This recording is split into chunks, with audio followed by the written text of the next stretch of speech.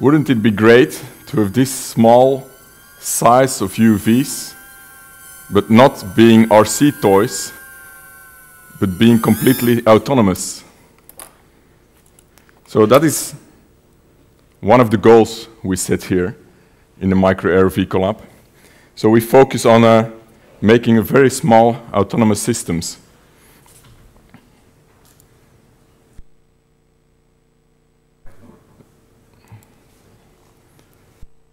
So together with a group of developers, we designed a very small and tiny autopilot which fits on very small autonomous systems. So for instance, here we have a small autonomous systems called the Shushu. It is a brushless quadrotor with a tiny autopilot on top of it.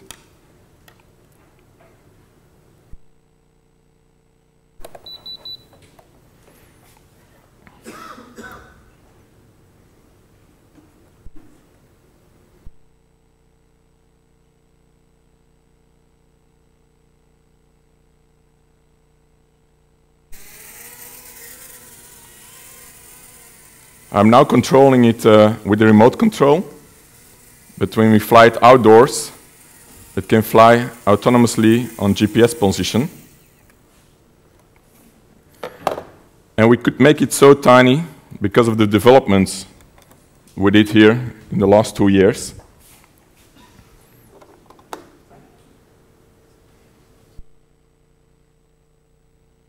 So, what did we make?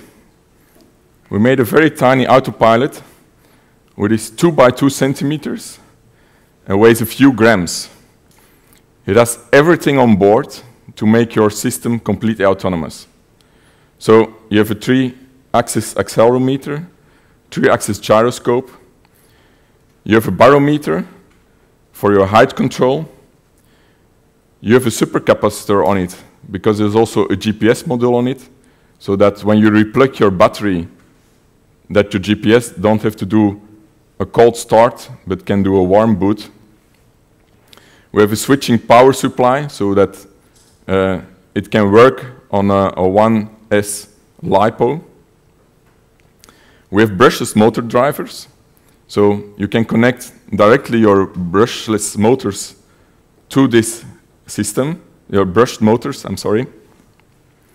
Also a 3-axis accelerometer,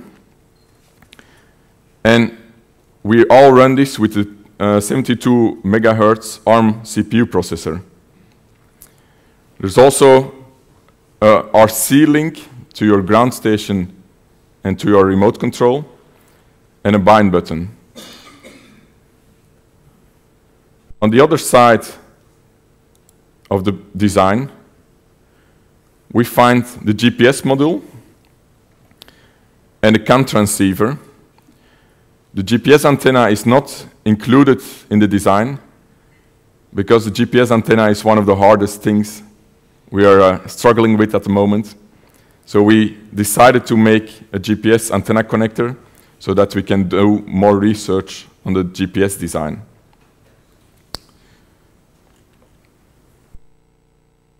What can you do with it? So it is based on the Paparazzi open source software. It is also an open source hardware design. And because Paparazzi is so modular, we also want to make this hardware platform modular and not dedicated for one task. So for instance, you can connect 6 servos to it, or you can choose to connect 4 brushed motors and 2 servos to it. So basically, you can directly connect your quadrotor, your small quadrotor, to this tiny autopilot. You also have a CAN bus on it, a UART, and also for programming and debugging, we have also the connectors available because of all we do development. We also decided to have a separate communication module. Why is that? Because we believe there can be a lot of improvement done Now we have a very nice communication model, but you see there is no room for a video link in this communication model.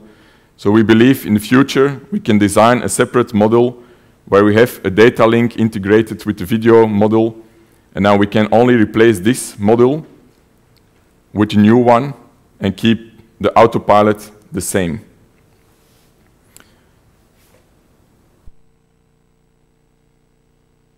The data link we're using now is actually based on a spectrum protocol.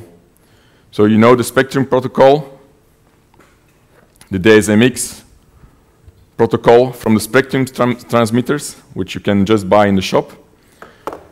It is reverse engineered, and normally you can only communicate between your receiver and your transmitter. But that's not good enough for us. We also want to be able to see what's going on our ground station. We also want to be able to give commands from our ground station. So what happened is, together with the normal remote control, we have a USB dongle which you can plug in your laptop or your ground station. And you can also communicate in a triangle between your autopilot, your remote control, and your ground station. How is this done? So normally when you have the DSMX protocol, they use 2 channels for redundancy, and they send their message on the first channel, they hop to the next channel, back to the first channel, to the second channel, and so they switch between the channels so that you're sure that you don't miss any package. Because of this, we were able to also send some data in between this hopping. So first, you send your RC message from the first channel, you switch to your second channel, you send your RC package also over the second channel, but before you switch back, you first send some data from your ground station, also from the second channel, and then you switch back to the first channel. This made it possible to implement a data link also to the ground station. Thanks to this modular design, we were able to integrate it in a commercial available platform. You probably all know the Ladybird quadrotor. So we basically replaced the electronics of the Ladybird and integrated the Lisa S autopilot on top of it. So now, instead of a toy, it is a complete autonomous system which you can control from your ground station, but also from your remote control. The IMU is calibrated now.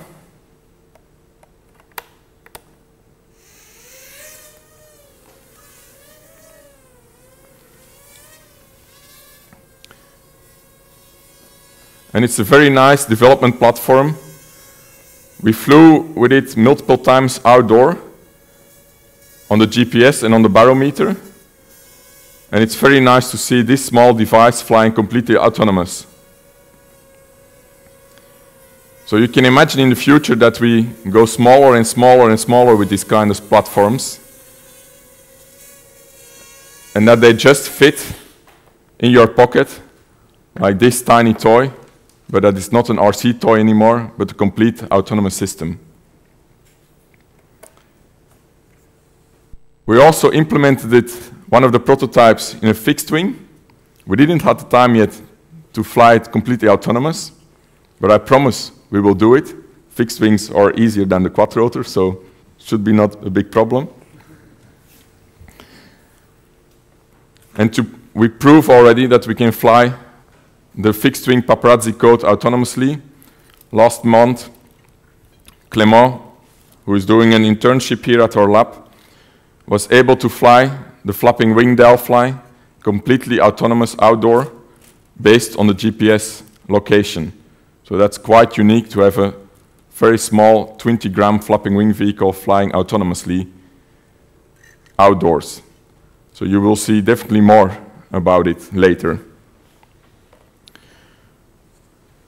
Where are we focusing also in the future, and what made this trigger this project is to fly it with a very small autonomous helicopter, like the Valkyria V2 you see here.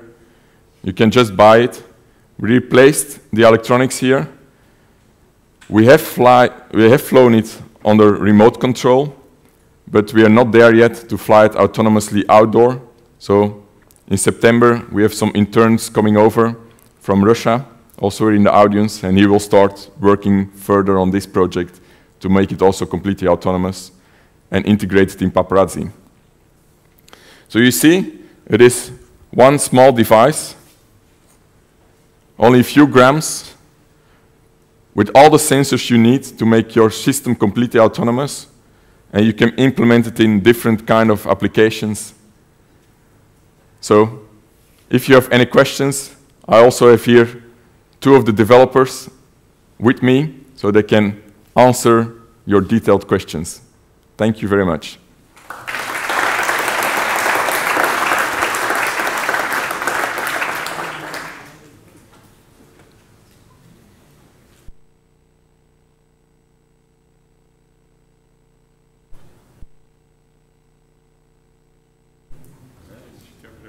Yeah, over there.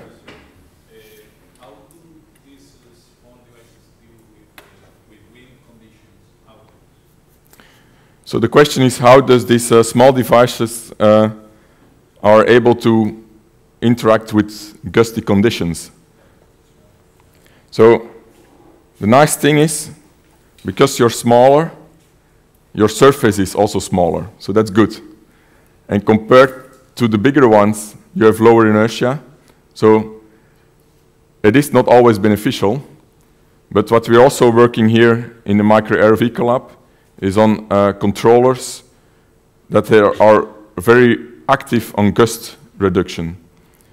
So first of all, your hardware needs to be very fast. So you saw this small, tiny, brushless quad rotor. It was wobbling a little bit. And that's basically because the motor controllers are not fast enough for this small size. So if there is gust, this is not ideal to fly in gust. But if you use the brushed ones, they're very responsive. So this is already better for gust flights.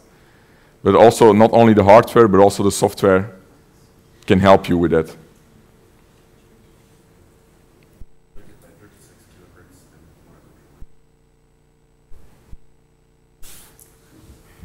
Some technical details. So we are actually actuating the brushed motors with 36 kilohertz PWM, so it is pretty fast. The software currently in Paparazzi by default runs with 512 hertz, the control loop. I'm pretty sure we can step it up to like 1 kilohertz because the data we are reading in is 1 kilohertz. That will definitely help with stabilization in the small platforms too. And from my just flying around, it's like 3 miles per hour winds are manageable already at the moment, but there's still space for improvement, and we can do that.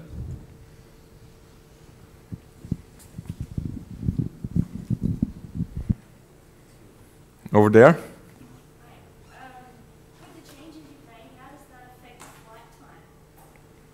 Can you ask it again? The changes that you've made compared to this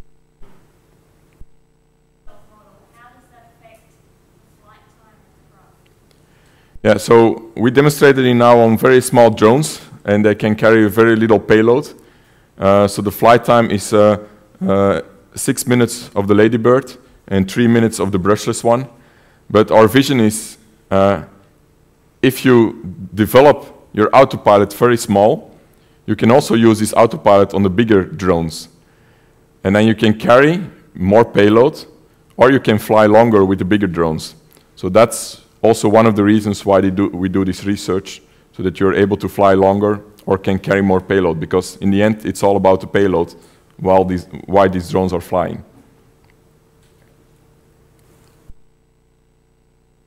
Over here.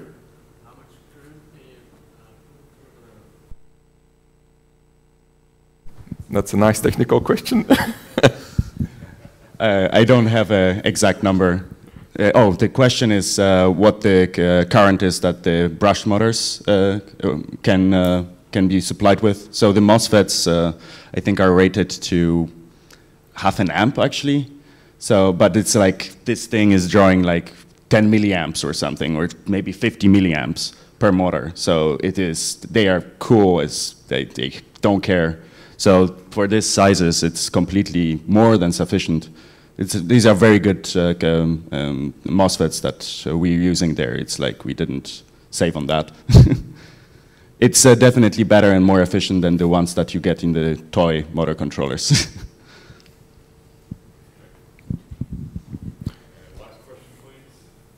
Yes. My question is, first, do you have in mind a plan for one that would fit on a really tiny quadrotor that you showed? And the other one, maybe just a comment, please keep the verbal B in mind for your next version as well. So can you repeat the first question? Are you planning to make one that's small enough for, I don't know if that is that the SDs, or I don't know if it's a really small quadrotor. Yeah, so our vision is to go small. So the question is, do we have a vision, do we have plans to let it fit on this very tiny small quadrotor? And the second remark was keep the RoboBee in mind. So we will do that definitely. Yeah, our vision is to make it smaller and smaller, but we are depending on the technology around us. And we don't have infinite amount of money, so we have to do it gradually. But that's really the vision we have, to make it smaller and lightweight. So we're already thinking on the next generation. So this is definitely not the end. It's a middle step.